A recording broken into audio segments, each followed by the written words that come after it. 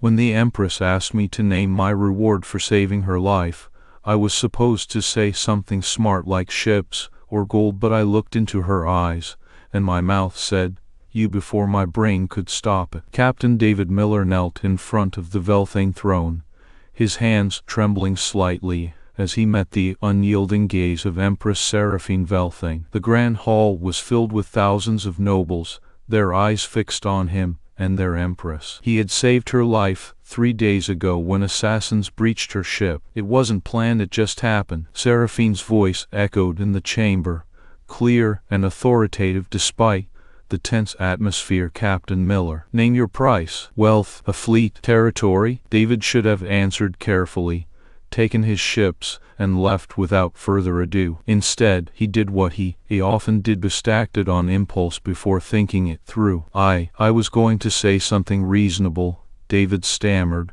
looking up at the Empress from where he knelt. Those ancient eyes met his. She had ruled alone for 600 years, her beauty and power a legacy. He saw no fear there, not then, but only loneliness, and perhaps curiosity. Seraphine's deep violet eyes widened slightly, as if understanding dawned within them. Then they narrowed just enough to make him feel the weight of her authority pressing down on him like gravity. Did you, she began, her voice barely above a whisper in spite of the noise from the crowded hall. David's mind raced, but he could already sense his mistake. His mouth opened and closed once before another thought pushed its way through. You, he whispered back, almost without realizing it. Silence fell over the entire room, as if someone had flicked off an imaginary switch, leaving only the thunderous beating of David's heart in his ears. Every noble stopped breathing, even time seemed to pause. Seraphine's face froze in place for what felt like ages before her expression softened into something he couldn't quite name: surprise, interest. She leaned forward ever so slightly over the throne's armrests,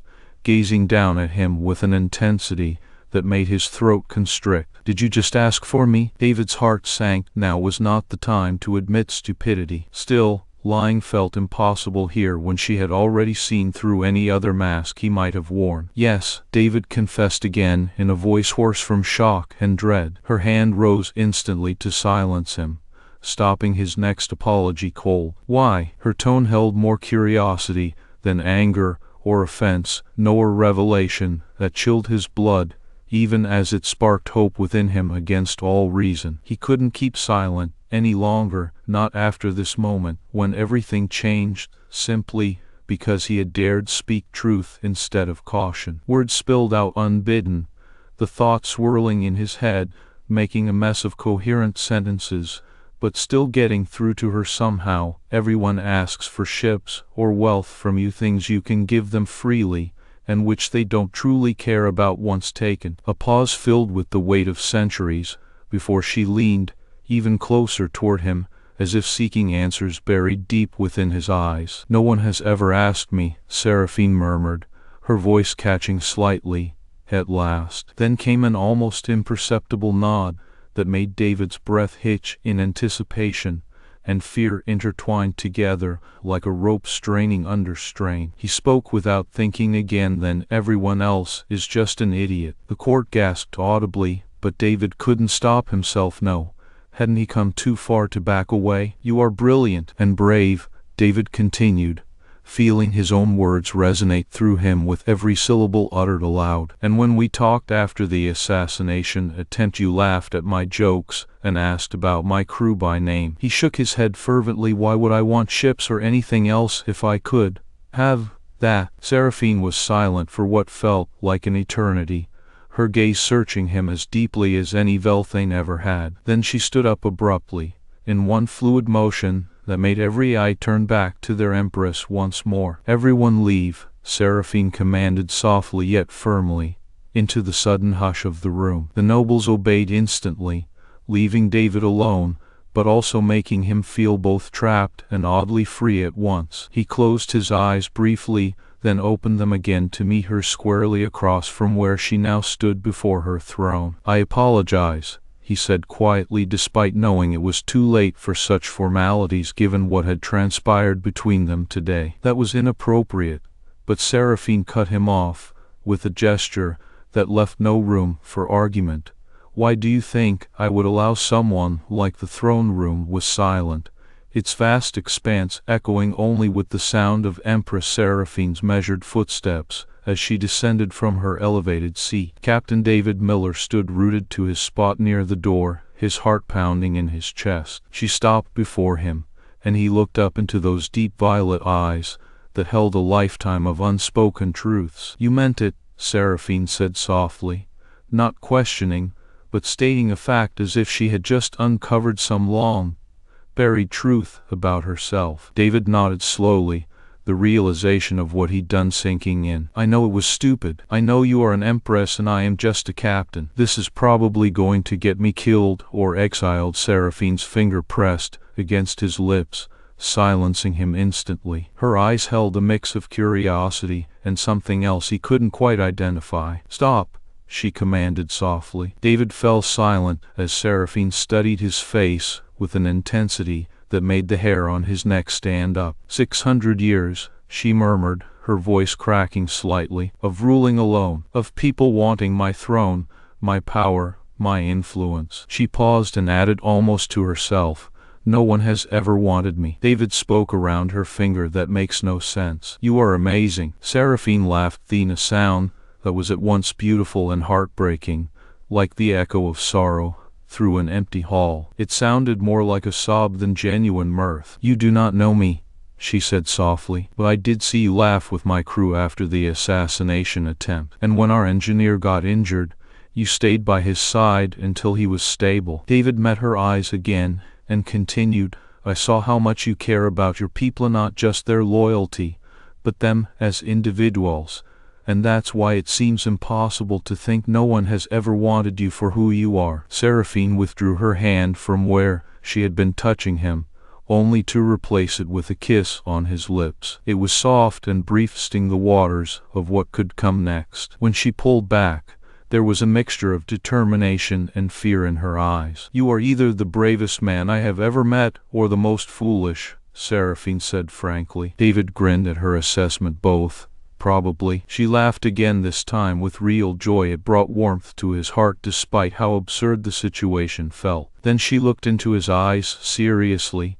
"What am I supposed to do with you?" He shrugged helplessly, offering a small smile back in return. "Whatever you want. When I asked for you earlier today, well, that doesn't mean I expect anything from you now." Seraphine took both of David's hands in hers and looked deeply into his eyes again. "I want to give myself," she admitted almost shyly. She paused momentarily, then added more confidently, "That is the terrifying part." David squeezed her hand reassuringly before answering. He understood that this was a monumental step for someone who had ruled alone, without human connection. Letting herself be vulnerable with another person after centuries of solitude and power could only be intimidating. Seraphine continued. "Stay," she said firmly, yet gently. "Be my, I don't know what to call it either, but stay here tonight so we can figure this out." He nodded eagerly, then squeezed her hands in return. "I'll do that," David whispered solemnly, as he realized how much trust and hope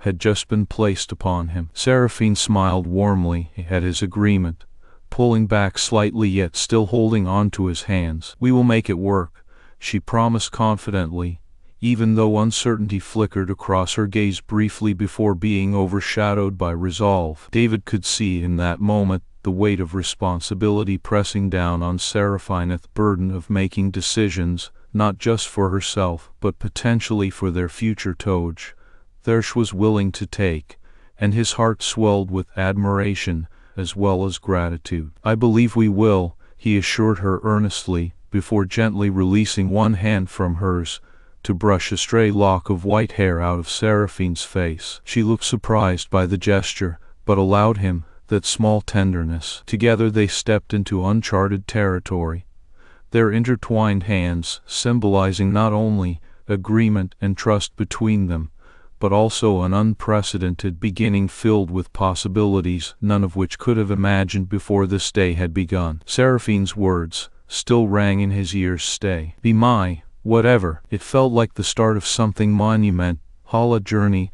they would undertake together despite all odds against it ever having a chance to happen at all. And as David looked into Seraphine's eyes once more, he knew there was no turning back now. His path forward led towards an unknown future that both excited, and the grand hall was still buzzing with whispers and murmurs long after Seraphine had dismissed everyone following David's declaration of his desire for her, not for power, but for herself. As news spread across the empire like wildfire, one name resonated louder than all others: High Admiral Vrex. Vrex stood tall in the corridor outside the throne room, flanked by two guards whose eyes never left Captain Miller and Empress Seraphine as they approached him with hesitant steps. The High Admiral's face was a mask of restrained fury, his dark scales glistening under the palace lights. When he spoke, it was with an icy precision that sent shivers down David's spine. "Captain,"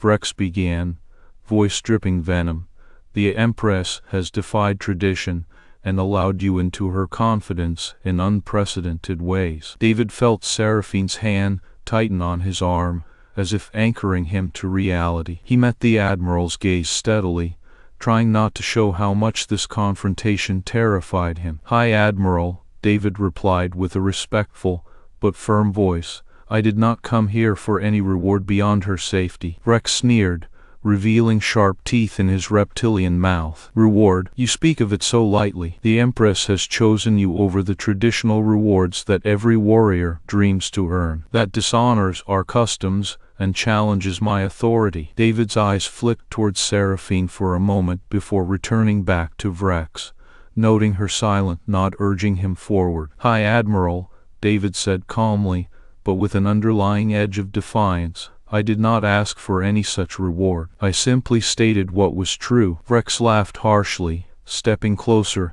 until their faces were inches apart. "True? What truth is worth dying for?" Seraphine stepped between them instantly, her voice cold and commanding. "High Admiral Vrex," she said sternly, "I forbid this duel." The High Admiral's eyes narrowed as he turned to face the Empress. "Forgive me, Your Majesty." His tone was dripping with sarcasm and mockery, but traditions are built on challenges like these. David felt Seraphine's grip tighten further on his arm, her body tense in preparation for whatever decision she would make next. "Captain Miller is not a duelist," Vrex continued, turning to David now. "He has no right to challenge my authority or the honor of our customs." "You are correct," Seraphine responded softly yet firmly, "but he did not ask to be honored by duel either." Vrex's face twisted in frustration and anger as his eyes darted between her and Miller. He conflicted, but then sneered again. "Then perhaps it is time for me to remind him of Vel'Thane tradition,"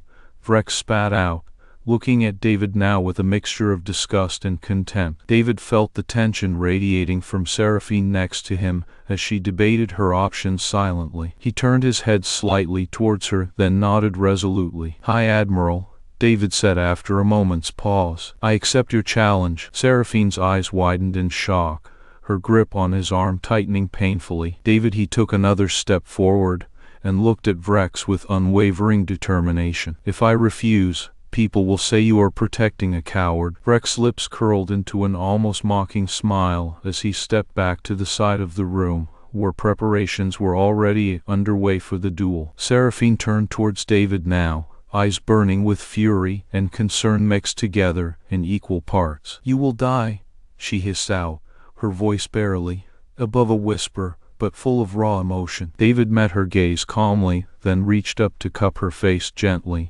pulling her closer until their foreheads were touching slightly. "If I do," he said softly, looking directly into her eyes, "I'll take comfort in knowing that it was for something worth dying for." Seraphine's breath caught as she stared back at him with a mix of fear and awe written across her ethereal features. "I care about you," David continued, "but I also know what this duel means to your people, your power, reputation." Her hand suddenly clutched his shirt, roughly pulling him in for a kiss that was soft but desperate before stepping back with an almost pained expression. "You would die for my reputation?" David smiled gently despite the pain now evident from his injuries. "I would die for you," he whispered sincerely, then added wryly.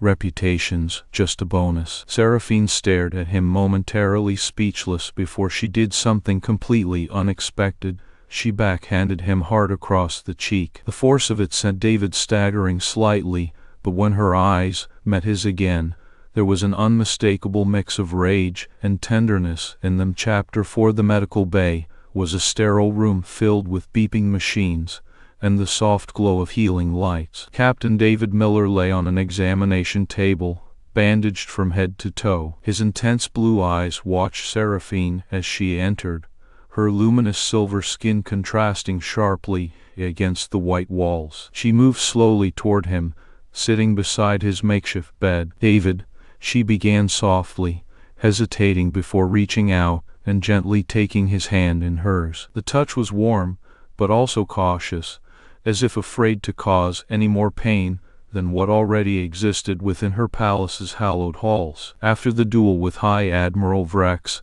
had ended decisively in David's favor, though not without significant injury, found himself here now, trying desperately to make sense of everything that had transpired. His body was a testament to both his bravery and reckless disregard for personal safety. Seraphine sat silently beside him, her presence a balm amidst the chaos swirling around them. David finally spoke first, breaking through the heavy silence between them with words that echoed in their minds. "I know what you are going to say." She looked up at him sharply, silver eyes meeting his own blue ones. There was confusion and perhaps even relief in her gaze before she replied, "Oh." He nodded solemnly. "Stupid, reckless, could have gotten killed." Seraphine fell silent for a moment, her hand tightening around David's as if anchoring herself to reality, just like he had seen when they confronted the High Admiral earlier. She seemed lost in thought until she finally spoke again,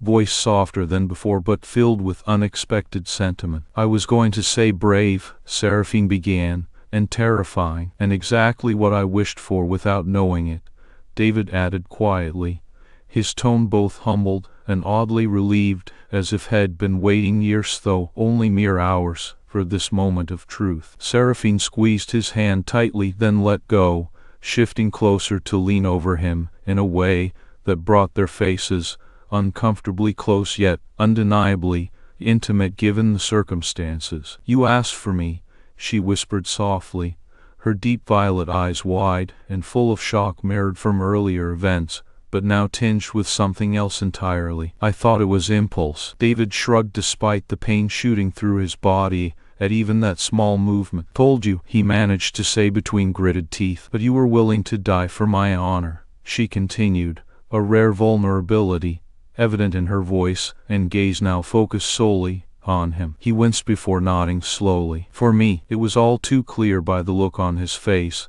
that there could be no mistaking what he meant when he said Seraphine herself rather than any other honorific or title. She leaned in closer still, her breath warm against his skin, as she murmured thoughtfully to him, "You are impossible," Seraphine confessed with a mixture of awe and bewilderment. David grinned back at her despite the pain he was in, an honest smile that cut through any lingering tension. "I have been told," he teased lightly. Seraphine then pressed her lips against his forehead tenderly yet carefully so as not to disturb his injuries. "I am keeping you," she said resolutely, before sitting up straighter again, while staring deeply into David's eyes now glowing brighter from their nearness and intensity of emotion shared between them alone. Whatever that meant, however it worked out going forward, it didn't matter, because Seraphine had spoken the truth here tonight.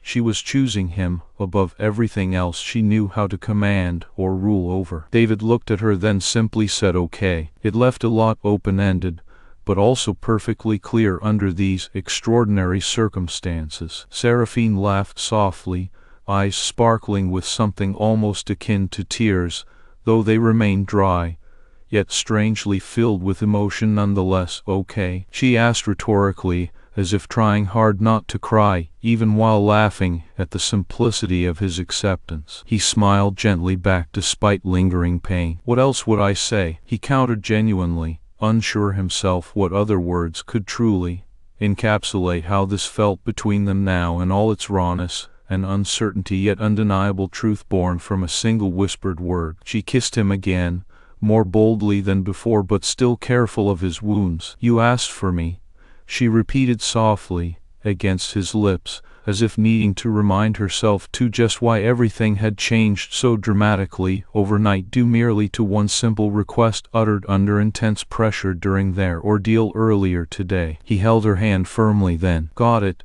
he affirmed simply yet profoundly meaningful nonetheless in context of all that transpired already and set up for whatever was coming next together between them, despite unknowns ahead, still stretching out into uncertain future times beyond immediate present moment shared here, inside this quiet med bay room.